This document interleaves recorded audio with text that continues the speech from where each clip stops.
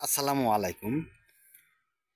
প্রিয় দর্শকবৃন্দ, বাংলাদেশে অশনীয় কিছু ঘটতে চলেছে, যার কিছু নিউজ এই মুহূর্তে আমার হাতে এসেছে।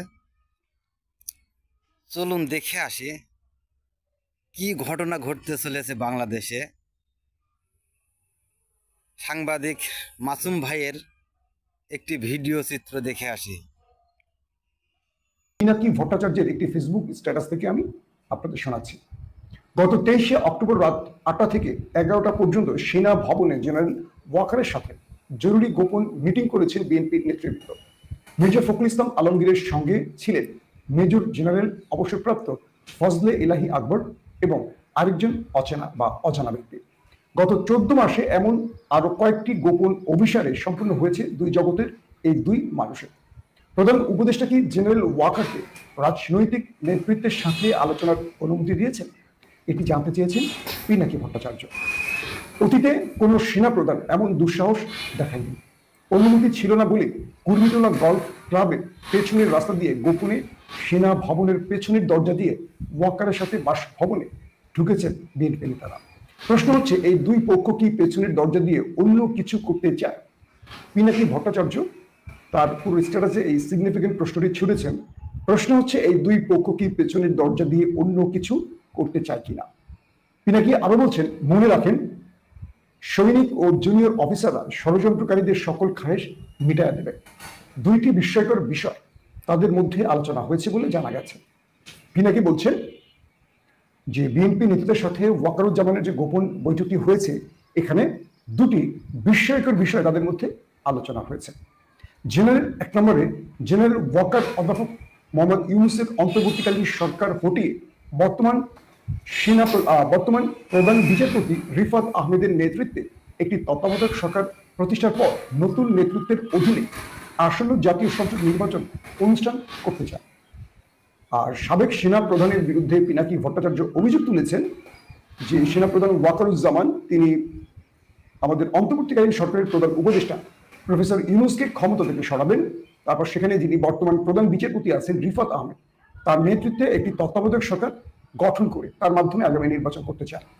বিপরীতে বিএনপি মহাসচিব মির্জা ফখরুল ইসলাম আলমগীর তিনি চাইছেন জনপ্রশাসন ও পুলিশের মধ্যে তাদের কাছে বিশ্বাসযোগ্য অফিসারদের গুরুত্বপূর্ণ ও লাভজনক পদে বসানোর পর জাতীয় সংসদ নির্বাচনে সম্পূর্ণ করতে জেনারেল ওয়াকার যেন বিএনপিকে সমর্থন করেন।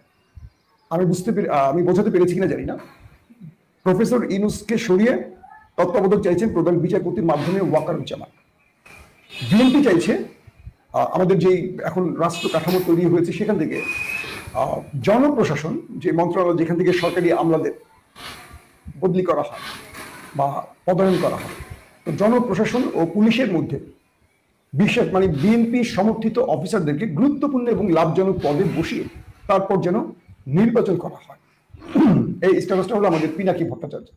তো আমি এই বিষয়টি নিয়েও আমার যারা সোর্স রয়েছেন বিভিন্ন বিষয়ে আমাকে তথ্য দিয়ে থাকেন, তাদের সাথে আমি যোগাযোগ করার চেষ্টা করেছি। তারা এই ব্যাপারে কোনো ইয়েস নো বলেনি। তারা শুধু এইটুকু বলেছে যে পর্দার অন্তরালে অনেক কিছু চলছে, সময় আসলে বিষয়গুলো স্পষ্ট করবে। সাধারণত আমরা আপনাদেরকে যে খবরগুলো দেই, এই খবরগুলো বিভিন্ন সময় বিভিন্ন পক্ষ থেকে আমাদের খুব বিশ্বস্ত সূত্রগুলো জানায়, যারা আমরা গণমাধ্যমে কাজ করি। তারা মনে করেন যে আমাদেরকে এই খবরগুলো জানালে আমরা জাতিকে জানাবো, জাতি উপকৃত হবে অথবা সতর্ক হবে। বাট পিনাকি ভট্টাচার্যের সত্যতা বা মিথ্যা এই যে বক্তব্যটি, এই ব্যাপারে আমি জানার চেষ্টা করেছি। তারা এটাকে মিথ্যা বলেনি, সত্য বলেনি। তারা শুধু বলেছে একটু ওয়েট করতে হবে আপনাদের, আমাকে বলেছে। তার মানে এটাকে আমি সন্দেহের মধ্যে রেখেছি। এমন কিছু ঘটতে পারে এই আশঙ্কাটাকে আমি ফেলে দিচ্ছি না, কারণ তারা এটাকে মিথ্যা বা গুঞ্জনও বলছে না, বলছে একটু ওয়েট করতে হবে। দ্বিতীয় আরেকটি বিষয়, আমি সেনাবাহিনীর ভেতরে থাকা আমাদের প্রিয় দেশপ্রেমিক ভাইদের সাথে যোগাযোগের চেষ্টা করেছি।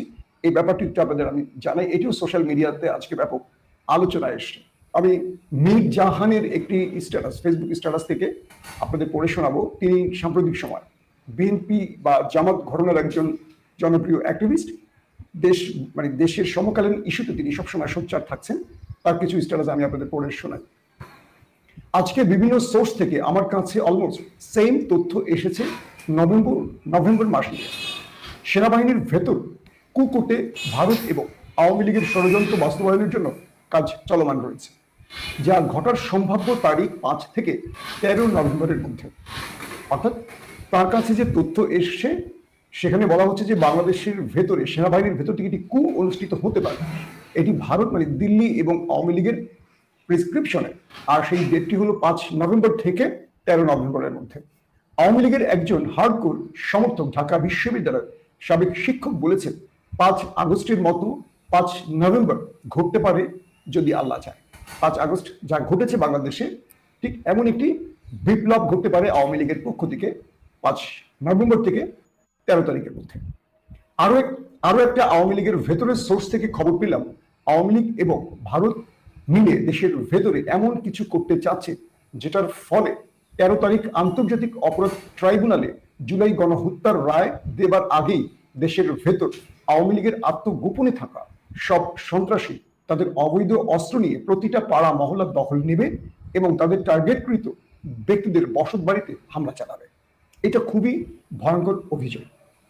অর্থাৎ আগামী 13 তারিখ আন্তর্জাতিক অপরাধ ট্রাইব্যুনালে একটি রায় আসার কথা আছে যে শেখ হাসিনার বিরুদ্ধে যে গণহত্যার অভিযোগ এসছে। তো এইটার ব্যাপারে অভিযোগ এসছে যে দিল্লি এবং ভারত, আমাদের আওয়ামী লীগের চেষ্টা চলছে বাংলাদেশের ভেতরে একটা বড় ম্যাচাকা চালাবার। সেখানে আওয়ামী লীগের নেতাকর্মীরা, আওয়ামী লীগ বা তাদের যে অঙ্গ সংগঠনগুলো রয়েছে তাদের নেতাকর্মীরা আত্মগোপন থেকে প্রকাশ্যে আসবে এবং অবৈধ অস্ত্র নিয়ে প্রতিটি পাড়া মহল্লায় হত্যাযজ্ঞ শুরু করবে, যাতে করে এই রায়টি দিতে না পারে।